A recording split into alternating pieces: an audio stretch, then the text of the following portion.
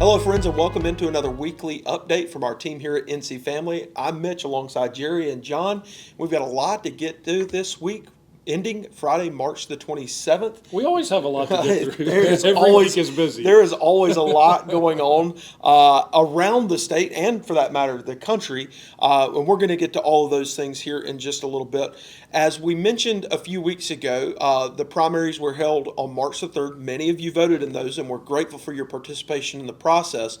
The one outstanding race, or the one that had not yet been determined, has been determined this week.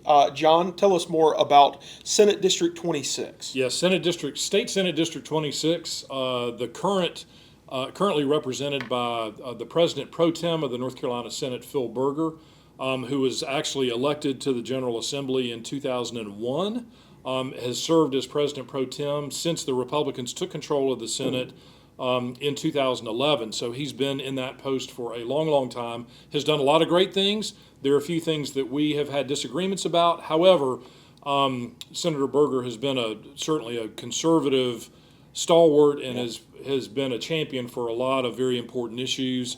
But he was challenged in this primary election by Sheriff Sam Page, the multi-term sheriff of Rockingham County.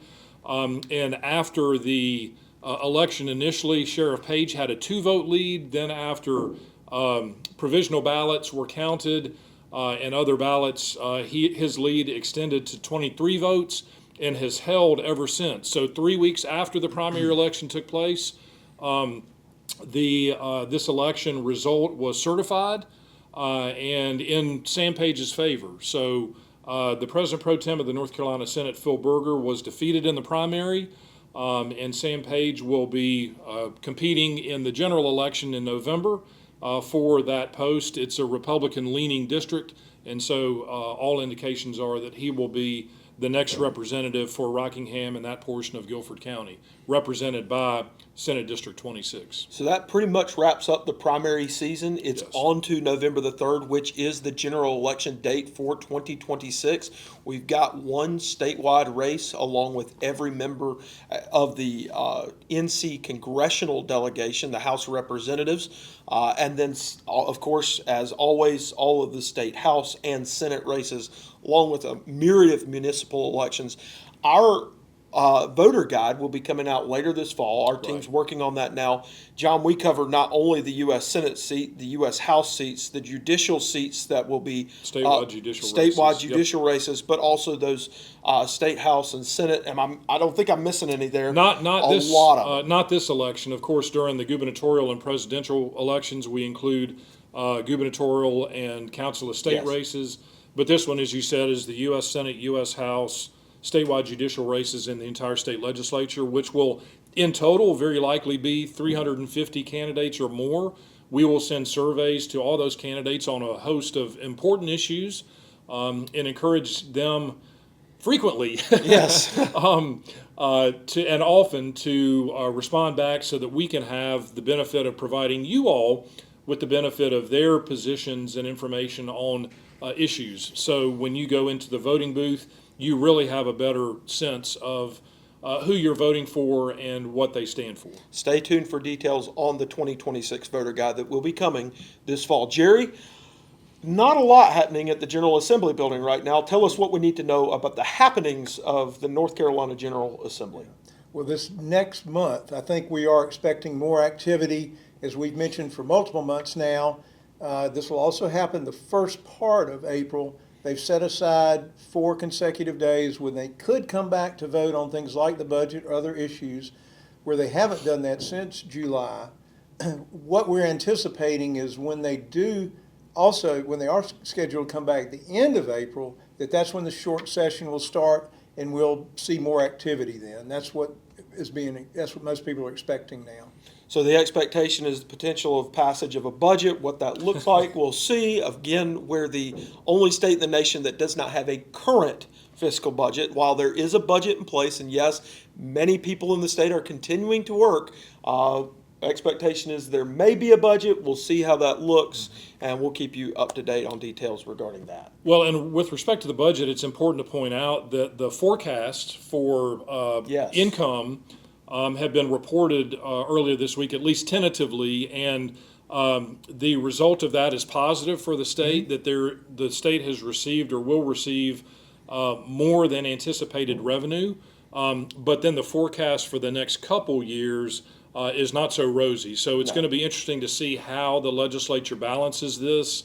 And of course, because we don't have a budget that was approved last year, there's still differences of opinion and different positions between the House and Senate leadership that will play into what action or inaction takes place during this short legislative session. It'll be a very interesting short session, and as always, you can count on our team not only to advocate for the issues you care about, but to communicate those issues, what's happening in the building, in a very concise and profitable way for you to understand what's happening and what you can do about those We issues. certainly hope so. Yes, sir. Yes, sir.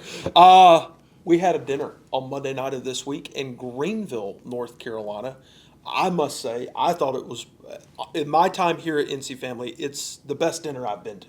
It was a great opportunity to have fellowship with the people in Greenville. That is not to say that I don't enjoy all the other people that we get to be with, but it was a great dinner, a great speaker.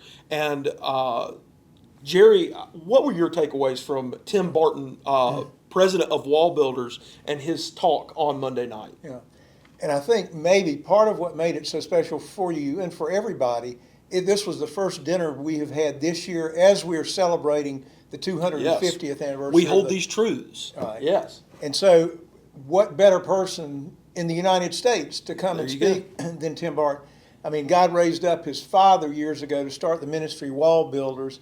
They literally have thousands of original documents that let us see what the founders of our country really did say and write in the beginning of our nation. And he went through some of those in his presentation. I know it's a lot. It's amazing how much information God has revealed through them. But they also had some paintings. One that just stuck in my mind because the people who want to deny whatever part Christianity had in the founding of our country, he had a painting of people praying. These founders on their knees. And you're thinking, okay. For 2 hours. 2 hour prayer. That's right. And you're going, the narrative that went along with that painting was, just like you all say. So very encouraging and challenging to realize, no, this really is our history. Yes. This is what God was doing at our beginning and wants to continue to do, continue the focus on these principles. Obviously, there were a variety of people, personalities among the founders, but this was the reality of how many of them were thinking and what was driving their thinking about the founding of this country. We certainly have an exceptional history ordered by the divine hand of providence, to use George Washington and Benjamin Franklin's words, and we live in an exceptional country, John. Well, we do, and it's just the heritage that the Bartons, David Barton and Tim and Wall Builders continue to leave in our country. The impact that they have is phenomenal. Jerry, I know that you and I both attended a men's conference at my church in Raleigh way back in 1994, and David Barton was speaking about the Christian heritage of our nation and the faith of our founding fathers. And God used that talk to call me literally into this ministry 30-something years ago. And it's just remarkable. And all the people and all that they have informed, educated, influenced, and the impact that they've had on our nation is just really immeasurable. So we were so excited to have Tim speak at the Greenville Dinner. He did just an excellent job, and all the feedback that we received after was just excellent. So we will actually be posting a video of Tim's talk on our website. So keep your eyes open for your email inbox. We'll let you know when that's available. But definitely worth time to watch that, because it really helps to bring home, Jerry, as you said, just the understanding and knowledge that our nation was founded in many, many respects on Christian principles, on the Bible, and it was the faith of our founders that was so influential in ensuring that the Bible is a cornerstone of American history. Absolutely. Well, a giant Texas-sized hat tip to Tim and David Barton and their work not only at Wall Builders but across the country, including right here in Greenville this past Monday night. One other exciting thing that happened at the Greenville Dinner, the Life and Liberty Award. John, tell us who received it and why they received it. Yes, we had the privilege of presenting NC Family's Life and Liberty Award to our board chairman, Herb Ormond, who lives in Greenville. Herb is actually the longest serving member of our board of directors. He's been on the board for over 32 years. He's been the board chairman of NC Family and NC Family Action for 5 years, and has just made immeasurable contributions to this organization, leadership, giving of his time, talents, and treasure to invest in this organization. And it was just a real privilege to be able to honor Herb in such a way. And I did make very clear that this was not an invitation for Herb to retire. Herb, if you're listening, I know you watch this video religiously. There was not an invitation to retire. It was just a much delayed recognition of your many years of service and incredible contributions to this organization, which we are extremely grateful for. So, and celebrating 250th anniversary of our nation with the wonderful folks in Greenville, and also having the opportunity to honor Herb just really capped off the evening with a very special event. Jerry, there's been a lot happening across the country over the past few weeks, specifically this week with two major rulings, one out of the state of New Mexico and another one in Los Angeles County, California. What do we need to know about social media lawsuits across the country? Well, I think we've all, across the country, for some time now, have recognized the impact that social media is having in our society. Some for good, but also, unfortunately, some significant harm. And these are two major rulings where the courts have said, yes, the people who are providing these platforms are responsible for the alleged harms. The big one, biggest of these two, which may be the beginning of many more of these lawsuits, was in New Mexico. The Attorney General brought this action, did a lot of research, and found literally thousands of cases involving, there are various languages used, but part of it is sexual exploitation is happening, and specifically among minors, young people. That ruling, it had two major points. So it found the company misled consumers about the safety of its platforms and failed to protect children from sexual exploitation. Mm-hmm. It went on from there. Was a $375 million judgment. That's huge. I mean, it's being appealed by Meta. Of course. And they're saying that they have made efforts and that they don't agree with this ruling. But it has happened. Mm-hmm. Like you say, that was the first one within the last week. Then, most recently, in Los Angeles, a local court there had a ruling against Meta and YouTube.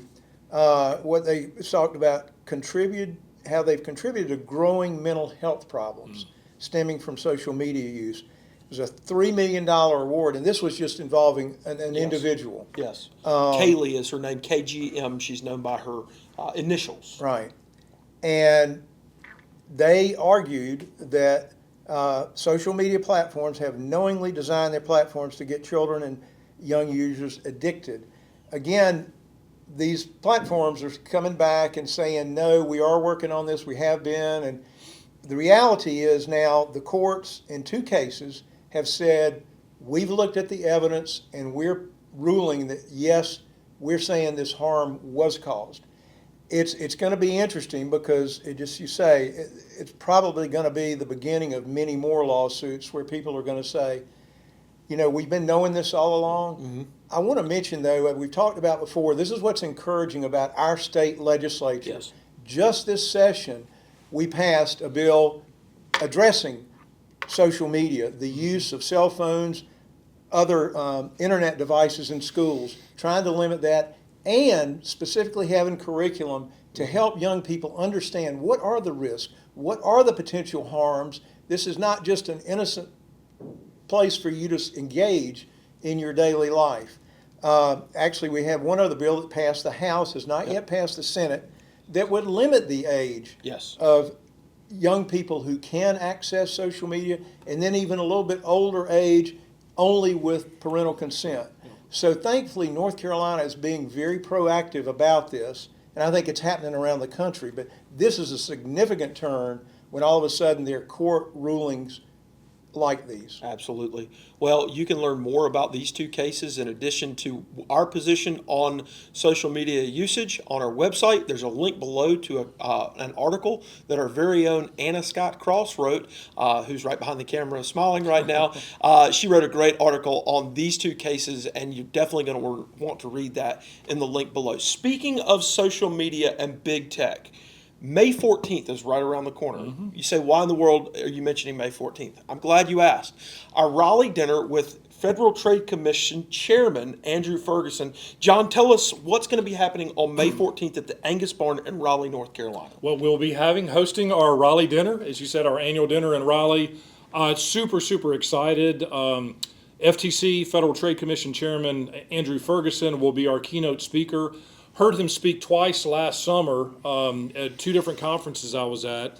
And what he talked about was how the Federal Trade Commission is basically going after doctors and others in the medical profession who are performing gender reassignment surgeries or prescribing gender reassignment drugs to minors, and that is an unfair and deceptive trade practice, and that the FTC is exploring that and is cracking down on those activities.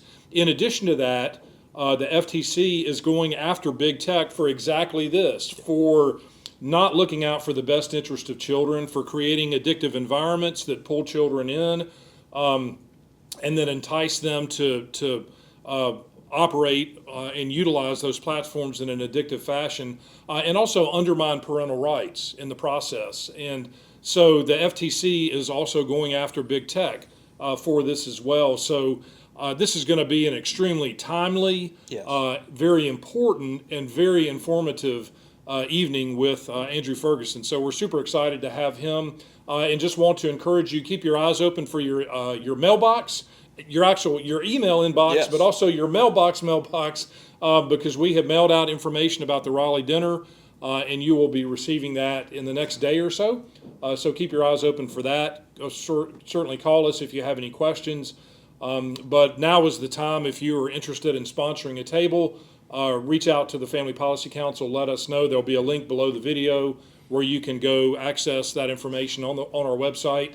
And we would love to have you come and bring guests to hear FTC Chairman Andrew Ferguson speak at the Raleigh Dinner on May the 14th. Absolutely. So in addition to the Angus Barn cheese and chocolate chest pie, you Can't want to be be at our dinner there on May the 14th to hear Federal Trade Commission Chairman Andrew Ferguson. Jerry, it's been a great video today. Thank you for your work on all of these things and so many others. John, thank you for your leadership here at NC Family. And thank you for watching this weekly update video. We're so glad that you're a supporter. You are with us in the things that we care about, that you care about in regard to the family values right here in the state of North Carolina. So on behalf of these two and the rest of our team here at NC Family, God bless you, and we hope that you have a great week.